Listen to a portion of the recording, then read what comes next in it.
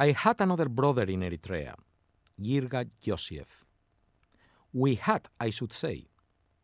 This is how Linda, my life partner, remembers him.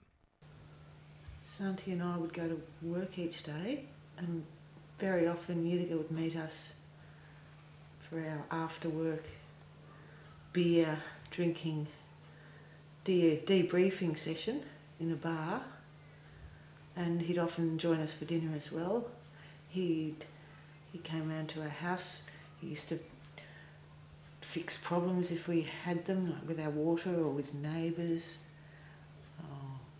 Tell us where to buy things if we needed something. Everything he could. He used to come and visit me at my work, and we'd go and he'd have a tea and I'd have a coffee together. Or he'd meet me after work and we'd walk to meet Santi somewhere. He was such a mature young man, so solicitous of us, so serious and considered about everything really, from politics down to any kind of emotional issue, families. He was just great to talk with about anything at all. Like, I think that's fairly characteristic of Eritreans. They can be fighting trench warfare, and then in a break between battles they can be studying English or biology. Incredible. Like many other children born in war, Yrga was part of the Eritrean army from a young age. At the age of 8, he joined the so-called Revolution School. By 15, he had completed his military service. When we met him, his personal goal was to be released from the army so that he could study at the University of Asmara, the only one in the country. After a long bureaucratic wait, he managed to do that.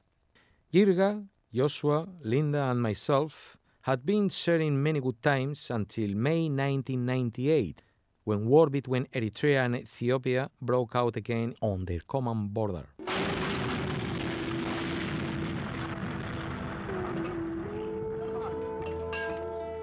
As we were based in the capital, Asmara, Linda and I were not particularly worried about our personal safety.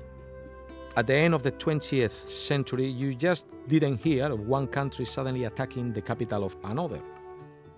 But it happened. On the 5th of June, Ethiopian planes bombed Asmara airport. Next day, they bombed the outskirts of the city. My partner, Linda, began suffering panic attacks that could last her for months. With no time to organize farewells and leaving all our possessions behind, we were evacuated late the same night. We left Eritrea crouched on the floor of a British military cargo plane that transported us to Saudi Arabia. Yrga and Joshua took us to the airport. They were the last 2 Eritrean friends we saw.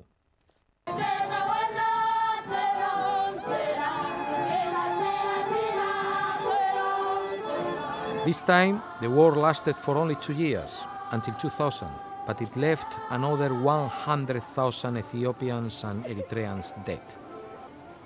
We kept up ongoing contact with Yrga and Joshua. The university was closed twice and all students sent to the front. Yrga survived war twice more. This is Asmara University.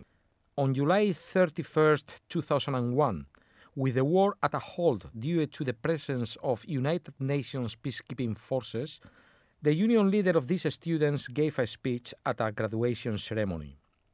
He was arrested without charges as a result of his speech. The university students reacted by refusing to go to summer camp until their leader was released. Summer camps are a program financed by the World Bank and the United Nations Development Programme, sending students from all over the country to work on reconstruction areas damaged by war.